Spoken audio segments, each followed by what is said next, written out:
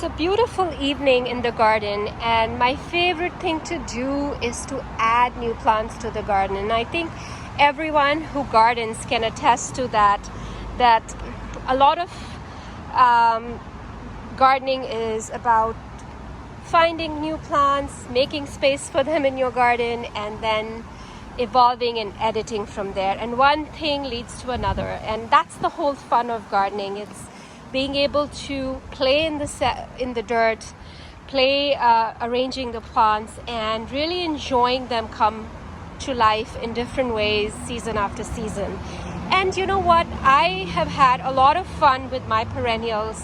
I have moved them relentlessly where I feel they're not thriving, or I want to try a different look and I have a new idea that I want to work on. So on that same note, today I was out and about and I stumbled upon these beautiful sedums. They were on clearance for $5 a pot and I couldn't resist. I picked up 4 and I should have picked up 5, but as you all know, sedums are very, very easy to propagate. Sedum is one of the easiest plants to propagate. You can break off a lot of the stems and you can propagate them.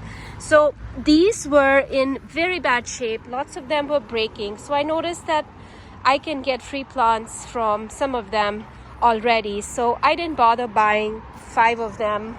I ended up first picking up 2 and then I ended up picking up 2 more, and I think that's more than sufficient. But I had an idea in mind where I wanted to place them. I wanted to place them in the front of this bed. This is my backyard pollinator garden, and I wanted to kind of put them in front here just to kind of add that cohesiveness in the bed, like to finish off this border with something that is repeatable and looks good, looks good year-round, because sedums will look good year-round. They have beautiful foliage in early spring and they keep growing their foliage through spring and summer, and then in late summer they develop beautiful flower buds and provide beautiful blooms through fall. And even in the winter, if you don't cut them back, they offer such visual interest with the snow collecting on their flower stems and all of that. So without further delay, let me just introduce this new plant that I'm adding to my garden. This is a beautiful sedum that I don't currently have, and only one of them has a tag on it. As you can see, they were $5 each and quite a bit in rough shape because the stems are all bending, they are leggy, all of that. So, and it's all because of where they were kept, how they were being treated. So this is a Proven Winners Rock and Grow Coraljade sedum. It is a full sun perennial and wonderful plant for 4 seasons of interest.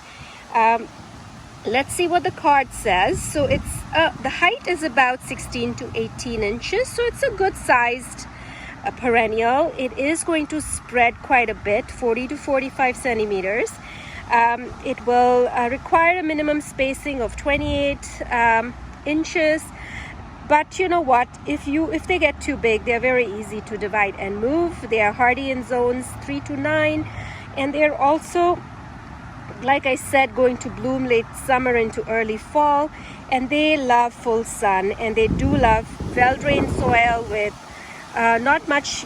They don't need fertilizers, and they actually prefer poor soils. So it is for fall flowering. Its rich green leaves are topped by citron green buds, and they will open into soft coral pink flowers later in the season. It forms a beautiful dome of flowers. So the pictures that I saw online showed a beautiful dome of blooms, and like I said, these plants that I found are falling apart. They are so leggy and so long, but I think it's just because of how they were treated. Next year, when these come back from the ground, I will see how they do. If they are leggy like this, I might consider Chelsea chopping them. But for now, this is the first year, so my job is to kind of get them in the ground as soon as possible, get them established this year, and also enjoy some of these blooms, although they are leggy, but I can see the coral blooms already forming, and then these green buds on it, which look beautiful, and the dark red stems on it also look really nice. So I have 4 of them, and what I have done is I've actually started to re-edge this border. You know, we always want to find those extra 10 inches, 12 inches in the garden, or so I've kind of extended it about a foot more, this bed. And what I also did here was I divided some lamb's ear, and I've added 4 divisions of lamb's ear here. They were in the front garden. They were just being wild over there. So I kind of needed them in a spot where I could control them easier. So I put them here, and they've been cut back to the ground. Now, lamb's ear is pretty resilient. It should come back, but I've taken my chances with dividing it. So we'll see what happens with it. But I'm going to put one of the sedums here. And then I'm going to put 3 sedums over here on this side.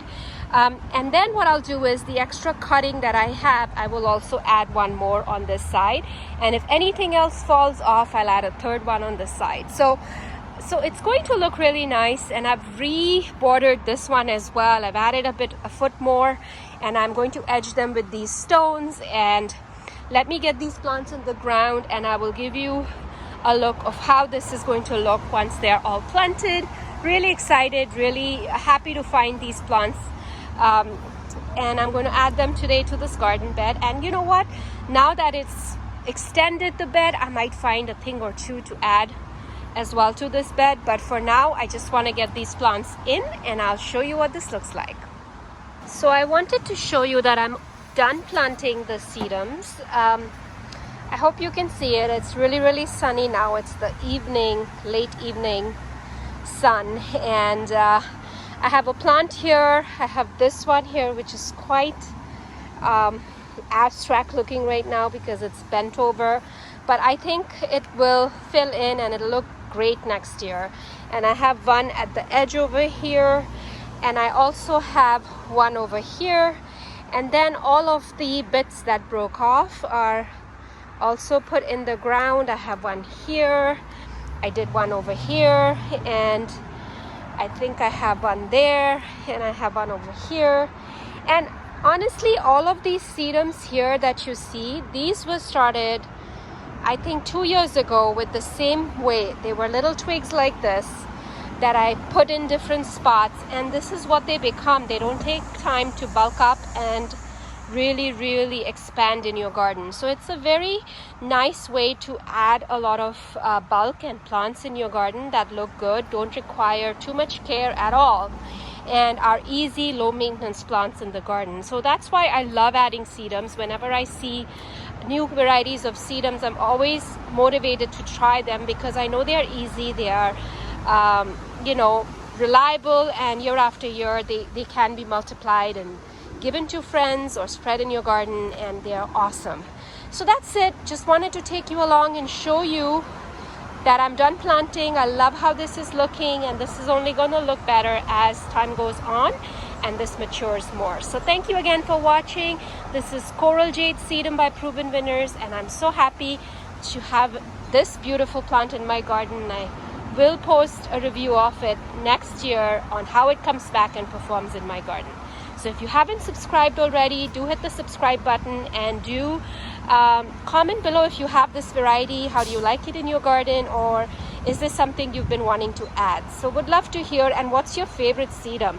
My all-time favorite is still Autumn Joy. I love it. It's the best one that I have, and I have spread it all throughout my garden. So I love that one. But I love sedum in general, and I love adding and finding new ones. So join the club if you're a sedum fan as well, and it's lovely to have them in the garden. So thank you again for watching, and I will catch you very soon in my next video.